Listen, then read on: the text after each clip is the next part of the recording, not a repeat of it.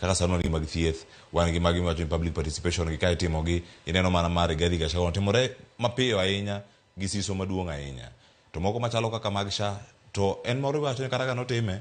mano ji manok ponono mano wuok oko mano mondo mi odonje chenro gi od burawa osefelowa koso kae mantiere ene weak link ing'eni nitie gima unyalo loso makinde onego kiny and National Assembly ok ni safe kata matin nikech professionals bro dhi chako donjore kodgi kaka sani neno ka jo university wacho ni dwaro kendo keto strike. Doctors are also coming back. Jopuonj mag secondary and primary will also come back. To kae manyalo mess gi up. So emo miwinjo kiwacho ni samia ikelo gimoro to kel gimoro king'eni kiny kuno hinyi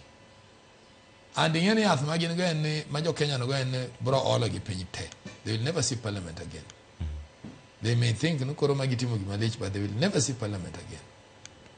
Nikech kita parties ma bende gi represent go bende bro ol kodgi. Nikech party be ok nyalo ori pile pile ma ine problem kama orie. So ing'eni threshold mar cases to pogore. Like they would say ne when deputy president or kuinjire president bro miyo development okudhi nyime piny be nyalo pogore diere kore nyano kama ne momiyo gikele mbele gima nyako winjire to ama nonego bed ni Gachagua race in the house ing'eni Gachagua ing'eni chik wacho no kinyal participate gimoro dhe ni gokoko Gachagua nonego wach na an gik mwacho gi nitie moko monego polisi madilgo era report police kapok aduoko gi ng'ama accuse aka en nga iwinjo kata kaka ineno madoho cha uwacho ga to court of appeal to noduogo omiya back my money. What was wrong kaka na comment about the judgment iwinja to mago no nyalo wuoyo mana on point of evidence koro en won case ne kotimo maber emo midwa ni samidhi case iyok wang bed ng'ama compost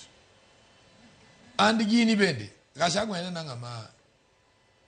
seche moko either ongo siepe orengo siepe nikech Gachagua ne bergo siepe to gini da kochopo kata in the floor of the house wan gi joma dongi Kenya kae wan gi jaduong' Raila Amolo Odinga wan gi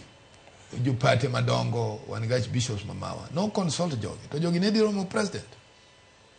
ke gibe nyaka gibed guided from there ne gitieko gini o makare ene mo wegi ni bochopo kama koro jo take your sides to gima dagi Kenya kae ma anyalo nuoni in this set today leaders who are center president magini neno gana no nyiew gi every day kekta court kilonke koloi to no ngane onyiew disease ni wabro tieko karango kama e wach modwa pidho ma joma tindo broke out tomorrow so wabedi jok moko ma can make a decision so gik mi wacho kaka important bills ma deal gi Kenya so this parliament has failed totally. My parliament moko so ng'eyo kane kiduoko kiuso maembe ng'ato uso maembe siling 20 tini uso 40